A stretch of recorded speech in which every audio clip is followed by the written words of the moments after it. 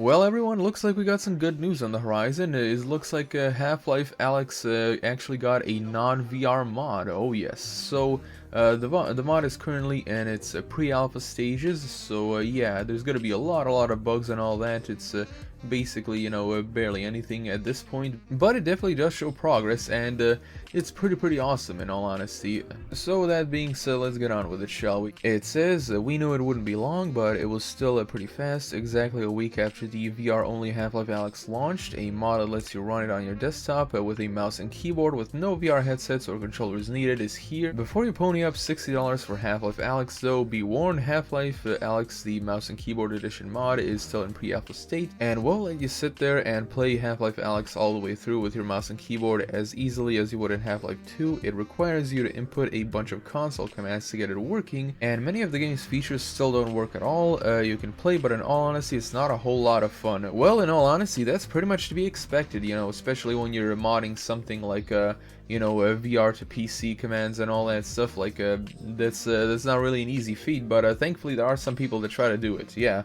looks like once again the mod community is here to save everyone. Oh boy, they are here to liberate Half-Life Alyx from its VR shackles. Oh boy. And by the way, don't take this as me, taking a crap on VR and all that. Like, I have tried it myself and it is fun and all that, but right now the initial buy-in cost and the lack of like amazing content like Half-Life Alyx is definitely something to put the purchase of a VR system on the back burner, at least for now. The mod consists of a package of modified configuration files that lets you launch Half-Life Alyx on your desktop.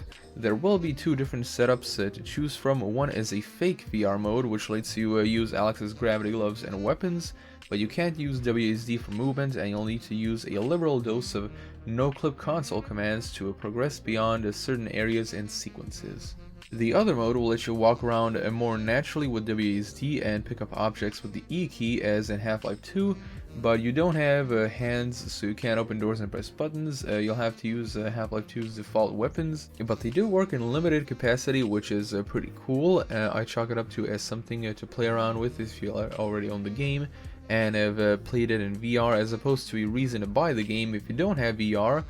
For the moment at least, this is a pre-alpha version of the mod, so we'll be watching to see how it develops. You can find it here at Nexus Mods. The modder also has a video explaining the configuration tweaks and console commands you'll need to make the most of it. So yeah, that's pretty much it for the article. I do gotta say, again, this is really awesome, because like I said, the price of VR systems at this point and the lack of like truly good games on it is definitely something of a deal breaker. It makes you want to wait a little more till you actually make the initial purchase and all that, because yeah, not a lot of people have $300 to spend on a VR headset. And when it comes to the amount of games on the VR system that are actually worth the damn, I can pretty much count them on my hand. You have, of course, Half-Life Alyx. I'm sure that is really good for people that have VR. You have Resident Evil 7, the VR mode, Payday 2's VR mode. I'm pretty sure Elite Dangerous's VR mode is also pretty good, despite Elite Dangerous being one of the most boring, grind-heavy, and meaningless games out there. So yeah, this is pretty much 4 games. I'm sure there's a little bit more, but yeah, there are a lot of games on VR that are basically just glorified tech demos, and right now the technology is still very much developing. So yeah, we're definitely gonna have to wait until there's actually like a huge reason to buy VR and all that. And just like the article said, like if you actually watch the video of the demonstrations and all that, yeah, this obviously is not a reason for you to actually buy the game, because the mod is in its pre-alpha state. You won't be able to get any of the enjoyment. Possibly you'll probably be experiencing like 15% of the game on this mod, but it is pretty cool that it's happening. In my opinion, the way I see it, Valve is definitely investing in VR and all that, and that's pretty good. We need more companies that develop VR technology and propel it forward to its true potential. But what Valve did with Half-Life Alyx, I really think that they should have just made a PC game with a VR mode that's separate and all that, kind of like what Capcom did with Resident Evil 7, and of course what what they did with Payday 2 and its VR mode. You know, those were like really good games initially, and of course their VR modes are pretty cool as well.